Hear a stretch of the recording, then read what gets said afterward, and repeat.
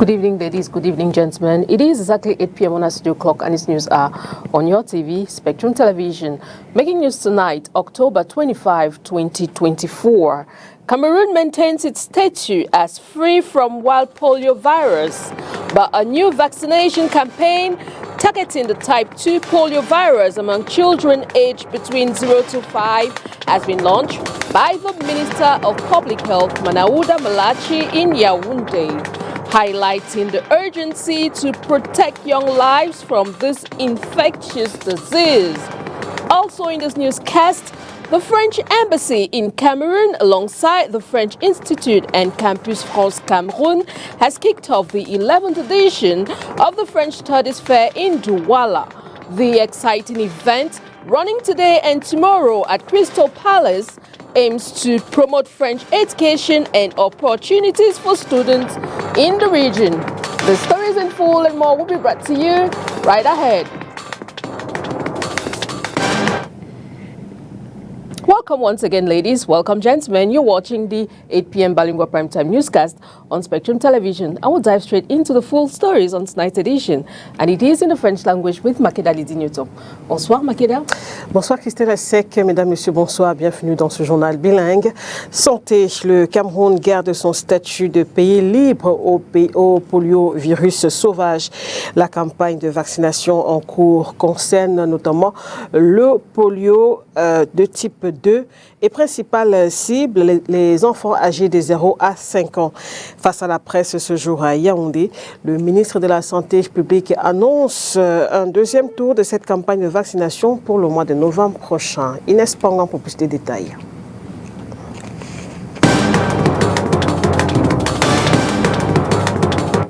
Une information donnée dans un contexte où le Cameroun est lancé dans une campagne de riposte contre la poliomyélite. Le Cameroun continue de maintenir son statut de pays libre poliovirus sauvage, obtenu d'ailleurs de haute lutte en juin 2020.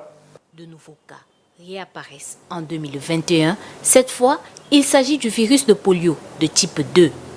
Sa circulation se fait dans les États du bassin du lac Tchad et du Sahel, raison qui motive l'organisation d'une campagne de vaccination synchronisée. Le premier tour, c'est du 24 au 27 octobre 2024 pour renforcer l'immunité collective des enfants de 0 à 5 ans dans les pays concernés. Quant au deuxième tour, il va se tenir au mois de novembre dans 4 régions du Cameroun, notamment à l'extrême nord, au nord, dans l'Adamawa et à l'est, en synchronisation cette fois-ci avec le Niger, le Nigeria, le Tchad et la République centrafricaine. Le Cameroun, dans sa stratégie de lutte, opte aussi pour un renforcement sur les sites de surveillance et au niveau des frontières avec les pays voisins où circule le virus de polio de type 2. Un point de presse sur l'état de la lutte contre la polio au Cameroun est donné ce 27 octobre 2024 à Yaoundé. And following this campaign, the minister has emphasized on the initiative's importance, highlighting its synchronized approach across countries to protect vulnerable populations from preventable diseases. Let's take a listen. This campaign aims to strengthen collective immunity and in the sub-region in children under 5 years of age and those contain the circulation of type 2 variant poliovirus in all the countries concerned. The particularity of this activity lies in the synchronization of the vaccination that we have announced, with an emphasis on the coverage in indigenous population, nomads, refugees, and displaced populations. In addition, children aged 0 to 23 months who missed one or more appointments in their routine schedules will be caught up. These challenges mentioned above require intense communication in a context of misinformation and epidemic on vaccination.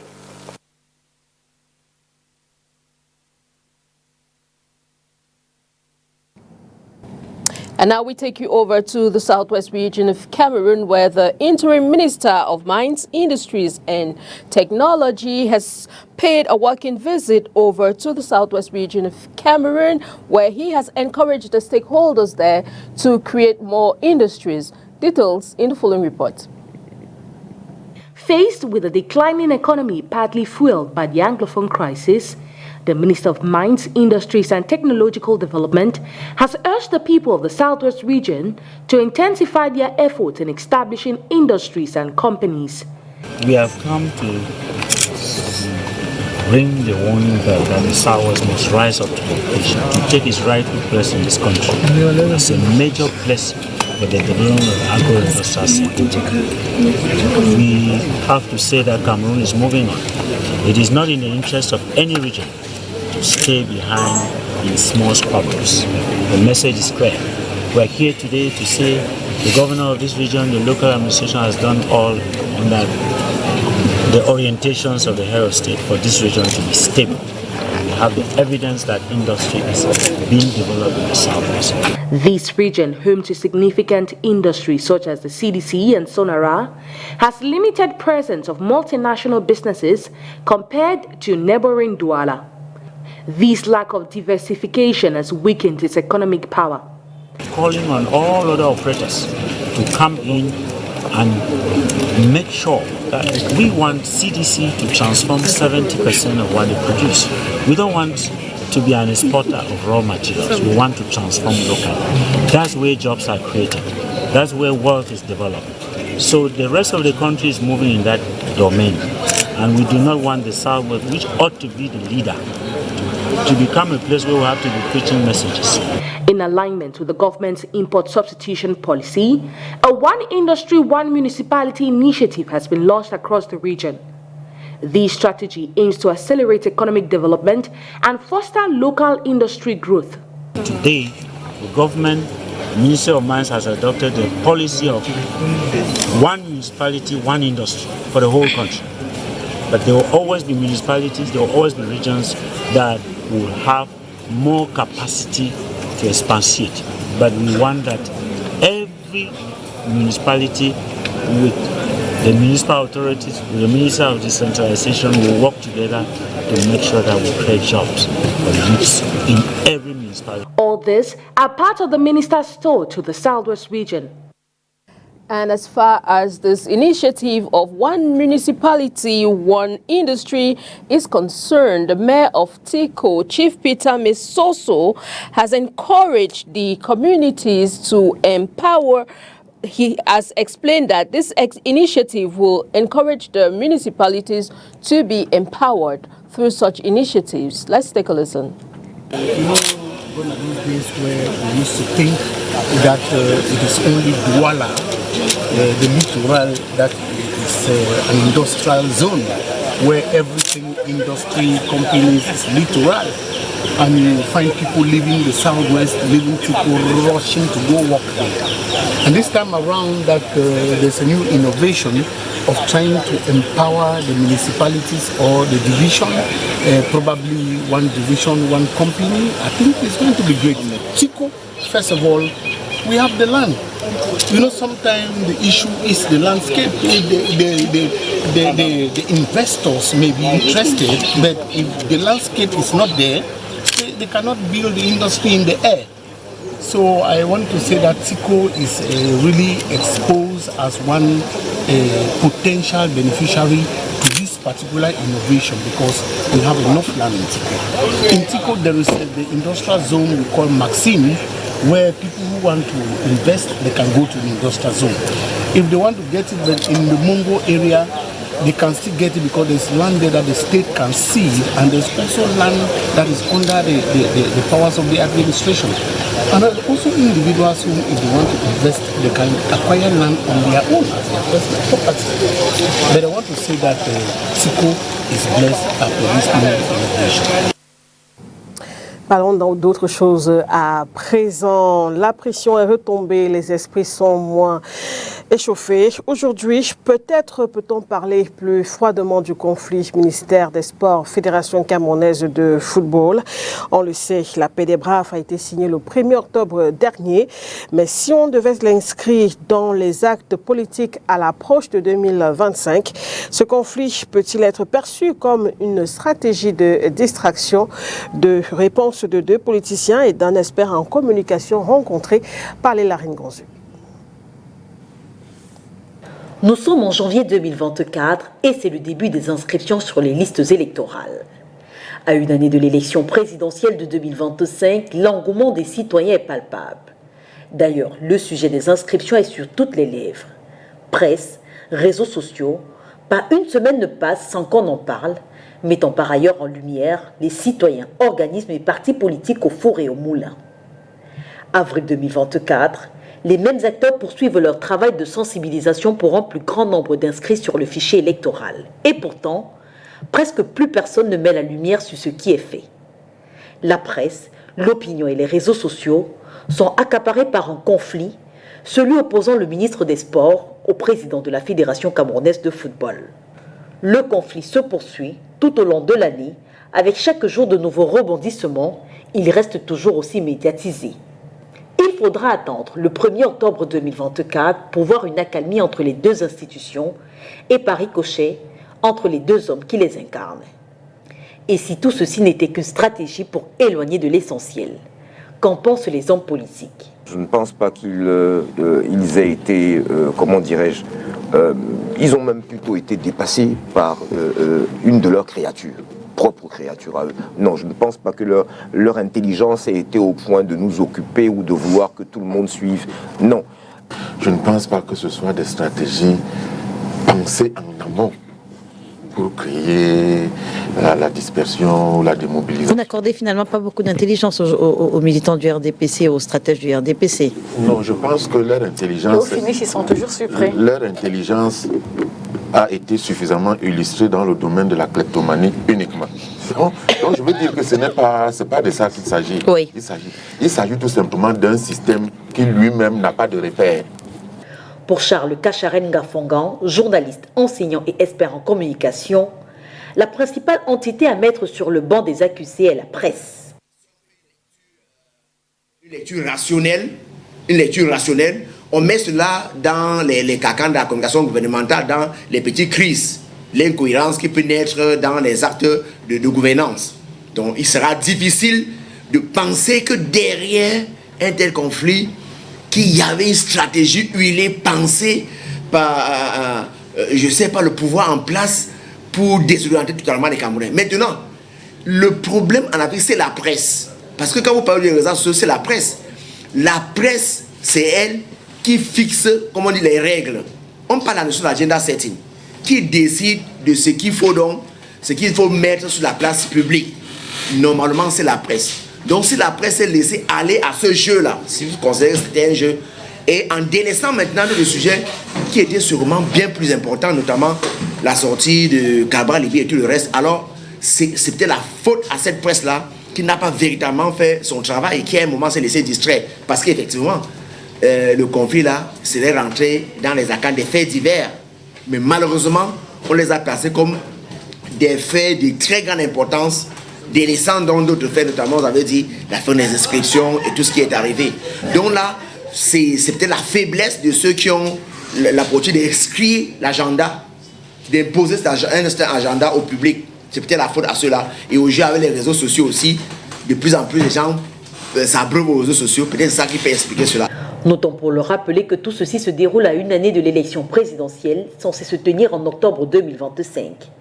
Une élection aux enjeux ô combien importants, avec déjà des déclarations d'intention de candidature, la mise sur pied des coalitions et des appels lancés au chef de l'État pour braver un 8e mandat. À Yaoundé, un terrain qui abrite une station-service au lieu-dit Bata-Loncac est actuellement au centre d'un litige. La famille du propriétaire du terrain branchit un titre foncier obtenu depuis 1972 et affirme ne pas comprendre pourquoi cet espace est cédé par le MINCAF à une autre personne. Nos reporters Inès Pangan et Thierry On ont notamment rencontré le chef de la famille pour en savoir un peu plus sur le litige en question. Une clôture autour d'une station-service au centre-ville de Yaoundé. Pas pour des travaux de réfection, mais pour signifier le désaccord entre deux groupes qui se réclament propriétaires de la dite parcelle de terre. Le titre foncier brandi par l'un date des années 70 et le plan de 1959. Notre père, son honorable Balabounou Gabriel, a acquis ce terrain depuis les années 72. Et nous avons tous les documents. La première station qui était là, c'était Shell. Après Shell, ça a été Texaco. Et pour finir, c'est MRS qui a pris comme concessionnaire. Et aujourd'hui, nous sommes surpris que nous nous retrouvons avec des documents signés du MINCAF. Ils ont signé un gré à gré avec le MINCAF. Est-ce que c'est le terrain du MINCAF? C'est même pas le domaine national, un terrain qui est titré. Au banc des accusés, selon ce camp, un haut commis en fonction à la présidence de la République, d'où cet appel à l'aide adressé au chef de l'État. C'est notre village. Nous n'avons pas deux villages. Et en plus de cela, nous avons les documents, et les vrais documents, pas les titres fonciers qu'on fait aujourd'hui en 2015. C'est le titre foncier qui date depuis 1970. Donc, sincèrement, moi j'interpelle une fois de plus le chef de l'État. Depuis que la barrière a été construite, une procédure est entamée par la famille plaignante qui espère obtenir gain de cause. Ce terrain a été acquis frauduleusement. Ils ont placé des gros bras. Bon, comme moi, j'ai toujours eu une éducation de paix comme mon père, j'ai demandé à ma famille de ne pas faire du bruit. J'ai d'ailleurs fait une correspondance au gouverneur, déjà, qui m'a demandé d'écrire et que nous puissions respecter la loi. Et c'est ce que nous allons faire. Moi, j'ai confiance à la loi de mon pays. Mais vraiment, c'est vraiment regrettable que ce soit des personnalités qui soient toujours en train de foutre du bordel au sein des populations. Le terrain querellé est situé au lieu-dit Batalonkak, à Yaoundé. Un espace qui serait, d'après les documents présentés par la famille, inclus dans une grande parcelle de plus de 3 hectares. And in Douala, the French Embassy in Cameroon, alongside the French Institute and the Campus France Cameroon, has kicked off the 11th edition of the French Studies Fair in Douala. The exciting event running today will end tomorrow at Crystal Palace, and this aims to promote French education and opportunities for students in the region. Onila Donet has more. With a community of over 10,000 Cameroonian students, France is opening its doors to more individuals wishing to further their education.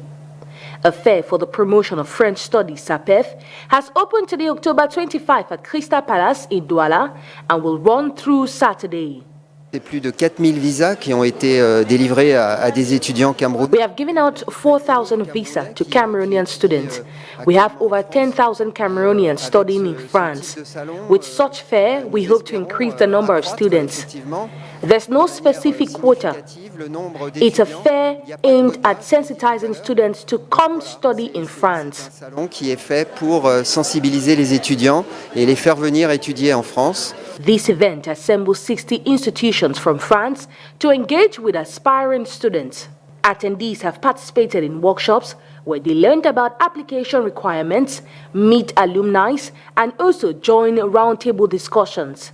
Parmi ces exigences-là, je l'ai dit, il y a cette exigence. Amongst the requirements are academic excellence and quest for brilliance. This fair is based mainly on professional insertion. It's fundamental because the role of a university is to welcome students, teach them, and most especially assure their professional insertion. Mais c'est surtout d'assurer leur insertion professionnelle par la suite. Additionally, the fair serves as an opportunity for higher education stakeholders in Cameroon to learn from their French counterparts on how to tailor learning experiences to better prepare students for the job market. Le Cameroun a mis en place depuis bientôt un peu plus d'un an le statut en adoptant une loi sur le statut. Since a year now, Cameroon has put in place a statute on a student entrepreneur. It exists in the University of Douala. A pool of student entrepreneurs, It includes an incubator too, to work with students who have different projects. The intention is to create an enterprise, to train them throughout their years in the university. Un projet de création d'entreprise, un projet pour lequel ils seront tutorés tout au long de leur cycle de formation à l'université. Now in its 11th edition, SAPEF is themed Employability and Professional Development Higher Education Offerings. Lutte contre les discours de haine, la société civile vient de recevoir le guide de bonne conduite en société. Le document produit par Wealth Cameroun intervient dans un contexte marqué par la prolifération des publications haineuses, surtout en cette période préélectorale. Olivier Bouzique. Renforcer la cohésion sociale chez les jeunes pour prévenir les discours de haine et les violences politiques, surtout à l'approche d'une année électorale. Tel est l'objectif visé par WIF Cameroun à travers cet échange avec les acteurs de la société civile.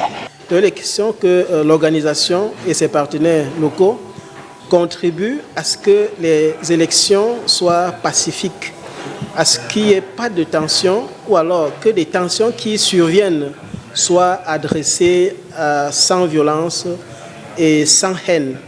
Pour permettre à ces acteurs d'avoir une maîtrise de la conduite à tenir durant une période aussi sensible, les différentes méthodologies sont contenues dans ce guide d'éducation des partis politiques. Le document tient compte du contexte sociopolitique actuel. Nous pensons que nous avons parcouru un bon nombre de chemins. C'est lui de mobiliser les représentants des formations politiques, des partis politiques.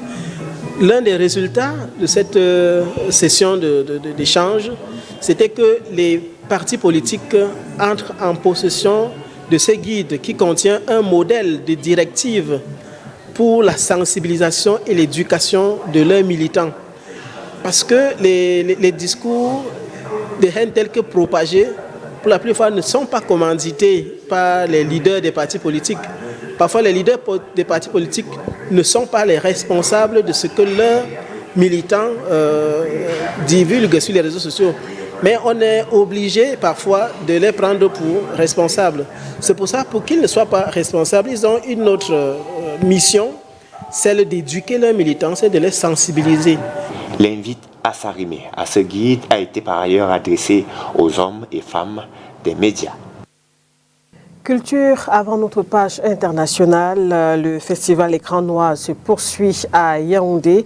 Et parmi les films en compétition cette année, le long métrage intitulé Césarienne du réalisateur camerounais Joël Landry-Yossa. Césarienne est un film documentaire tiré d'une expérience personnelle, confie-t-il au micro de nos reporters Inès Pangan et Dieudonné Niassa. C'est le parcours d'une famille à la recherche de réponses après une expérience douloureuse d'une césarienne.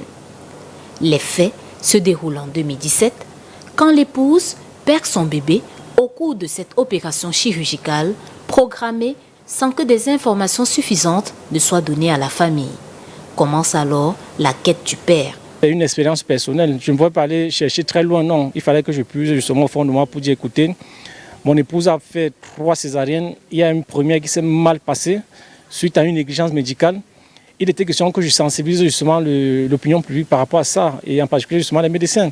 Alors je disais, écoutez, si une femme arrive chez vous et qu'elle est censée faire une césarienne, posez-vous les bonnes questions. Pourquoi si vous voulez faire la césarienne, elle doit être au courant justement de cette césarienne. Il était question pour moi justement de m'interroger, quelles sont ces indications? Cette histoire et des témoignages d'autres femmes ayant subi des césariennes sont narrés dans un film documentaire, un long métrage sélectionné aux écrans noirs. Sa diffusion à ce festival est la 2e du genre. Quand j'ai appris ma nomination aux écrans noirs, j'ai dit ouf, enfin, c'est une sorte de quoi? C'est une sorte de reconnaissance par rapport au travail que je fais. Et je suis encore doublement confiant et content. Pourquoi? Parce que je fais ce que j'aime. Ils sont très peu qui ont la chance de faire ce qu'ils aiment. Je fais dans un métier où ça fait quoi? Ça fait pratiquement 15 ans aujourd'hui que je le fais. Et je suis très content de me lever chaque matin et aller faire mon boulot. Le festival Écran Noir se tient à Yaoundé sur le thème Intelligence artificielle et cinéma africain.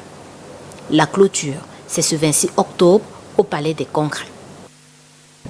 And before we take on our international page, we have just received news that there is a fire incident at the Kanyabasi neighborhood. We will provide more details in our upcoming editions. And onto our international page, Nigerians are relying against a bill to arm the Federal Road Safety Corps, while the FRSC claims it will be an enhanced security for its officers. Critics have warned that it could lead to intimidation and extortion. More of the story with our Voice of America partners. 3 years ago, Okpeyemi Folarin was on his way to a wedding ceremony in Abuja when road safety officials stopped his vehicle for a routine check. He says despite presenting all the required documents, the officers accused him of frowning and not cooperating enough. They held him for hours on the highway, forcing him to miss the ceremony. I wasn't comfortable with them ensuring that we waste so much time. Yeah, in the thick of the forest, and this is a place not even close to where people are moving from one point to another. So it keeps me cause worried. Practices like intimidation, bribery, and extortion by road safety officials are sadly common in Nigeria. The FRSC says it is trying to fix the problem and to hold corrupt agents accountable, but says officials also suffer assault and aggression by road users while on duty. This month, Nigeria's House of Representatives approved a bill allowing the FRSC to create an armed squad. This arm we're talking about, even if the bill is passed, is not for our men to take to the road. It's to guard our facilities and, of course, maybe some of our senior officers. So it's not that they will use it for enforcement or take it on patrol. But many, like human rights activist Abiodun Thomas, disagree. Already they are aggressive, but immediately they start carrying ammunition, they become excessively aggressive. Even policemen, when you look at the ones that are with weapons, they are usually power intoxicated. And do not forget that some of these people might not be mentally stable. Thomas was recently beaten and arrested by police while participating in a procession at the Lekki Tollgate in Lagos to remember the brutal shooting of protesters there by Nigerian security forces 4 years ago. For years, Nigerian security forces have been embroiled in allegations of abuse and excessive use of force. Hamzat of the FRSC has this to say. Brutality is individualistic. Don't forget, recruitment is done from members of the public. By the virtue of training, everybody is blended to do some things. So among those trainees, some would abide in total, some would misbehave. There is also a growing concern over the proliferation of illegal firearms among non-state actors. This week, during an arms destruction exercise, the National Security Office said many of the illicit weapons often used by terrorists and bandits originally belonged to officials. The firearms bill still needs approval from the Senate and President Bola Tinubu to become law. Timothy Obiezu, VOA News, Lagos, Nigeria.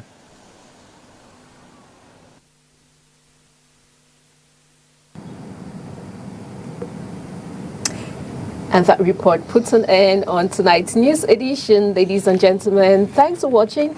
We appreciate your time with us to enjoy the rest of your evening in company of very interesting programs on Spectrum Television. Good night. Good night to you, Mbakeda Lizinito. Au revoir, Christelle Sec, mesdames, messieurs. Merci de votre attention.